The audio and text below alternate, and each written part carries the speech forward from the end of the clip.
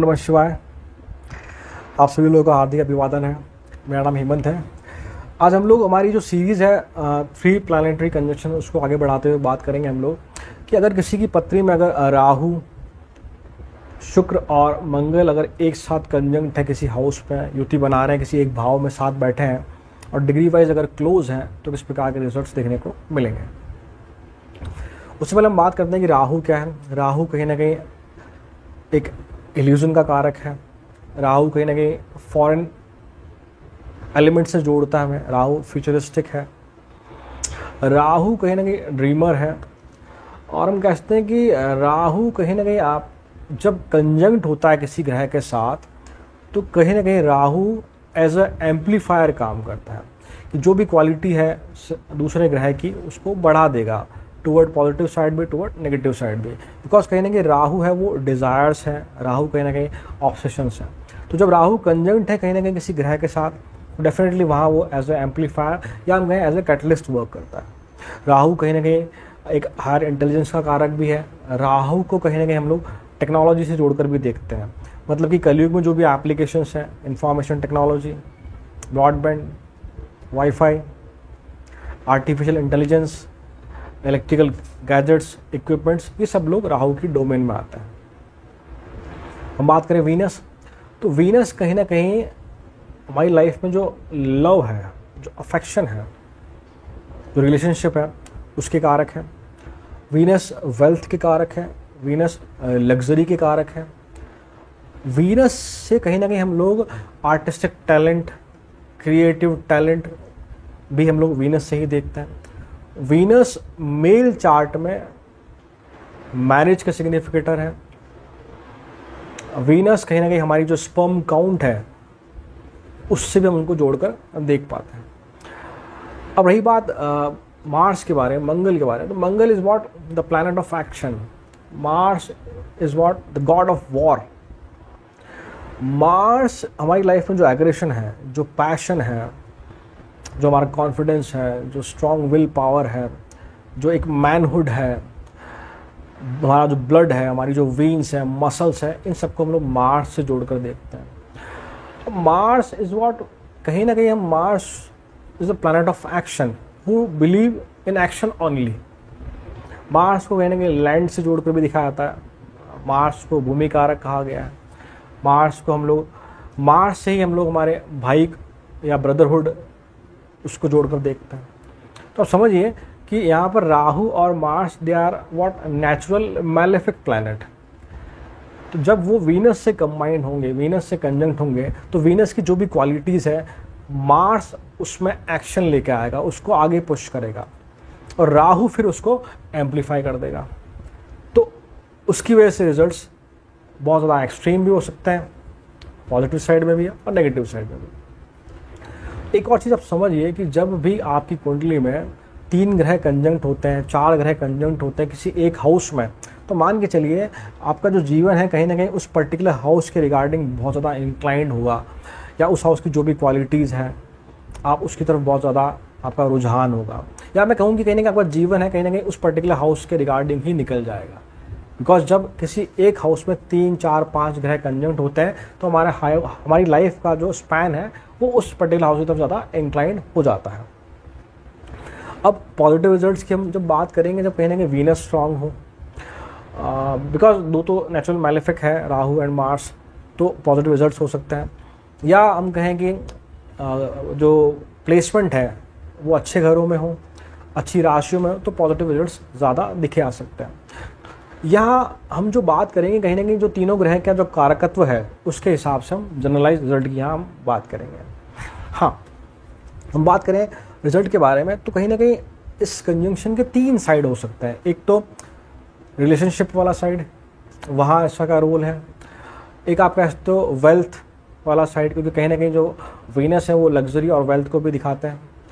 और एक तीसरा साइड आर्टिस्टिक टैलेंट का या क्रिएटिव साइड, वहाँ इसके रिजल्ट देखे आ सकते हैं।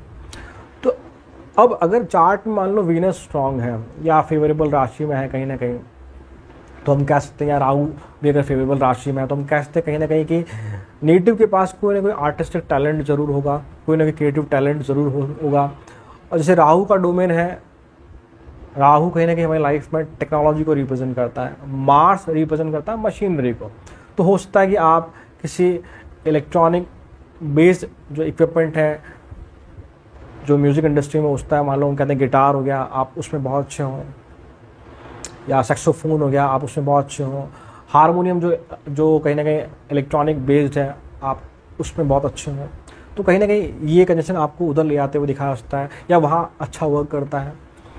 अगर थर्ड हाउस में है स्पेसिफिकली, या राहु या अगर वीनस अपने ही साइन में एग्जॉल्टेड है, तो मान के चलो फिर कहीं ना कहीं आपके पास एक आर्टिस्टिक टैलेंट ऐसा होता है कि जिसको हम कहते हैं कि एक हैंड स्किल जो है, कि हो सकता पेंटिंग हो, स्केचिंग हो सकता राइटिंग हो, वो ज़रूर आप में देखी जा सकती है।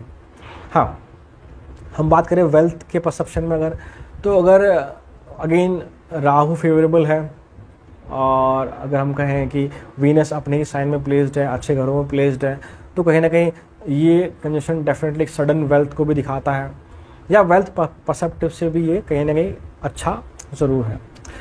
अब सबसे जो इम्पॉर्टेंट साइड है इस कंजंक्शन का वो है रिलेशनशिप, कि वहाँ ये कैसे काम करेगा। आप समझिए कि जो वीनस है वो लव का कारक है।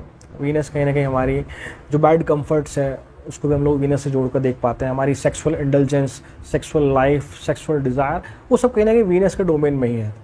तो अगर वहाँ मार्स कंजंक्ट हो गया तो डेफिनेटली तो तय है कि फिर आप किसी न किसी रिलेशनशिप में होंगे, या अपोजिट सेक्स की तरफ आपका जो ड्राइव है या मैं कहूँगा अट्रैक्शन है वो बढ़ जाएगा। और राहु भी अगर वहाँ आ जाता है तो फिर जो सेक्सुअल ड्राइव है, सेक्सुअल इंटेलिजेंस है, वो इन जनरल अगर हम बात करें, इन जनरल डिग्री अगर क्लोज है तो डेफिनेटली वो बहुत इन नेटिव्स में स्ट्रॉन्ग होगा ही होगा।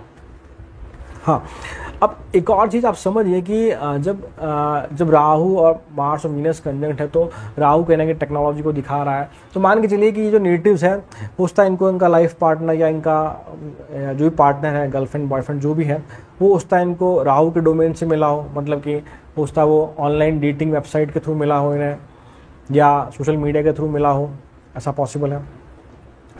ये डेफिनेट है कि जब कंजंक्शन किसी नेटिव के चार्ट में है तो कहीं ना कहीं वो चार्मिंग होगा, अट्रैक्टिव होगा, ऑपोजिट जेंडर उसकी तरफ अट्रैक्ट होगा ही होगा, और वो खुद भी कहीं ना कहीं ऑपोजिट जेंडर की तरफ ज़्यादा अट्रैक्ट होगा।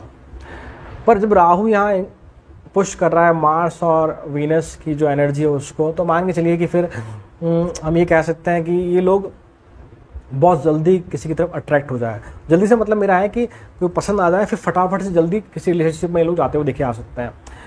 पसंद हो सकता है इनको लेट आए, बिकॉज ये भी तय है कि कहीं ना कहीं जो ये नेटिव की कंजंक्शन अगर किसी नेटिव के चार्ट में है तो इनको फिर ऑर्डिनरी लोग पसंद नहीं आते होंगे। कहीं ना कहीं राहु कहीं ना कहीं जो है टैबू ब्रेकर है, तो कोई हम कहें कि जो इनके कल्चर से डिफरेंट इंसान हो या कोई बहुत ब्रॉड माइंडेड हो, इस तरह के लोग इन्हें जल्दी पसंद आ जाते हैं, और पसंद आने के बाद ही जल्दी रिलेशनशिप में जा सकते हैं। और अगर राहु डोमिनेंट है बहुत ज़्यादा, या शुक्र अगर कमज़ोर है कुंडली में कहीं ना कहीं, तो हम कह सकते हैं कि ये लोग फिर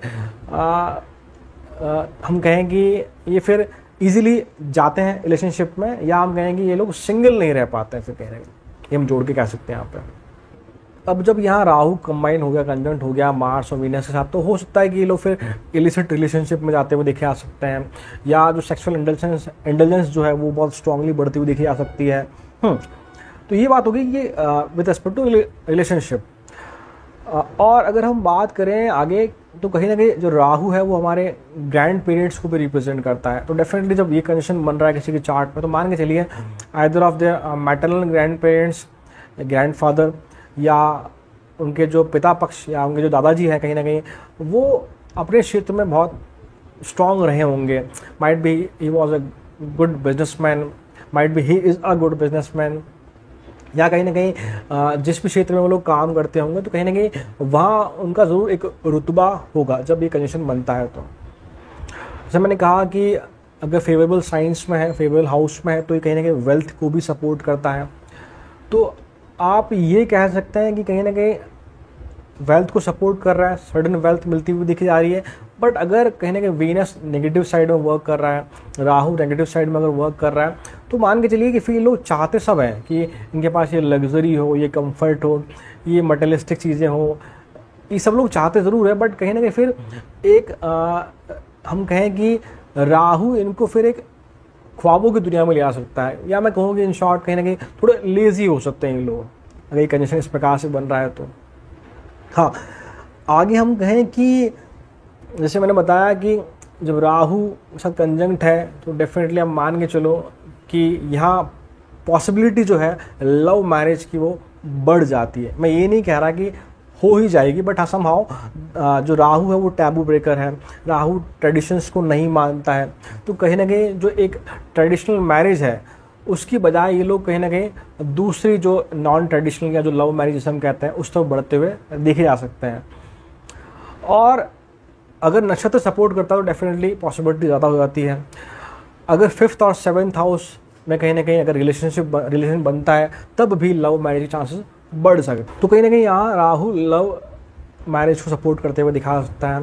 बट अगर नेगेटिव साइड में हम बात करें तो कहीं ना कहीं यहाँ जो एक हम कहते हैं ना lack of satisfaction in love life, वो ज़रूर होता है कि नेटिव कहीं ना कहीं ये कहता हुआ दिखा सकता है कि कहीं ना कहीं उसकी लव लाइफ है वो उतनी स्ट्रांग नहीं है।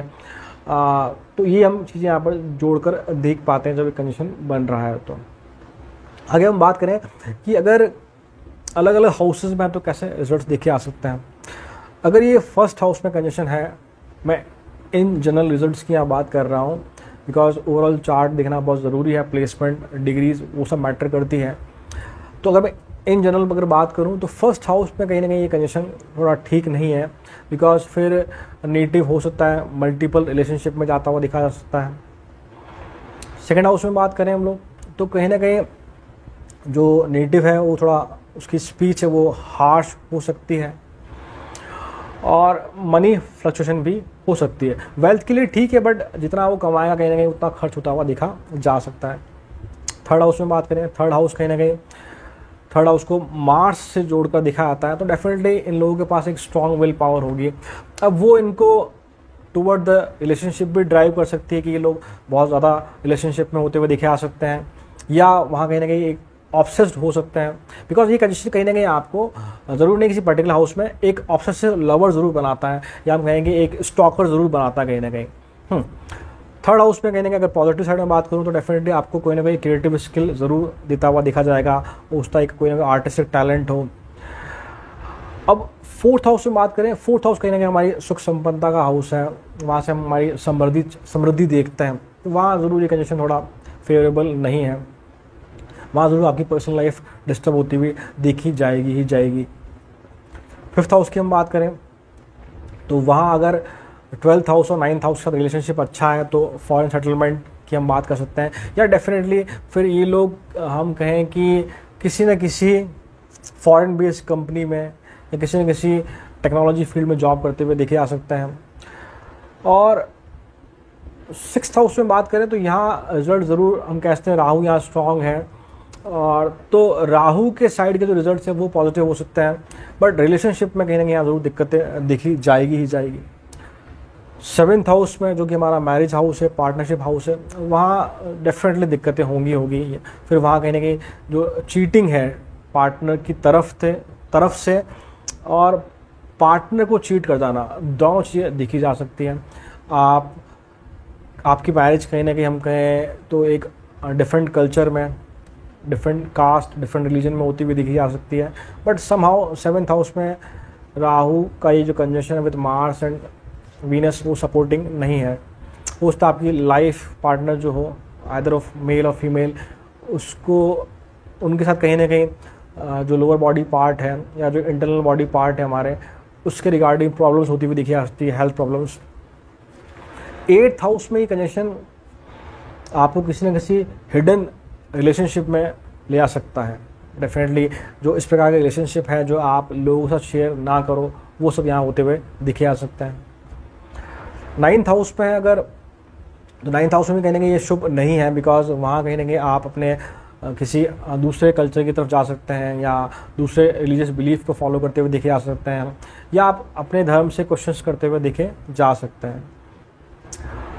पर हाँ, ये ज़रूर है कि 9th हाउस में अगर ये है तो हम कह सकते हैं कि आफ्टर मैरिज जो वेल्थ है वो बढ़ती हुई दिखी जा सकती है। 10th हाउस में अगर राहु है तो वर्क लाइफ के हिसाब से कहीं ना कहीं ठीक है, वर्क अपॉर्चुनिटीज़ आप बढ़ा सकता है राहु।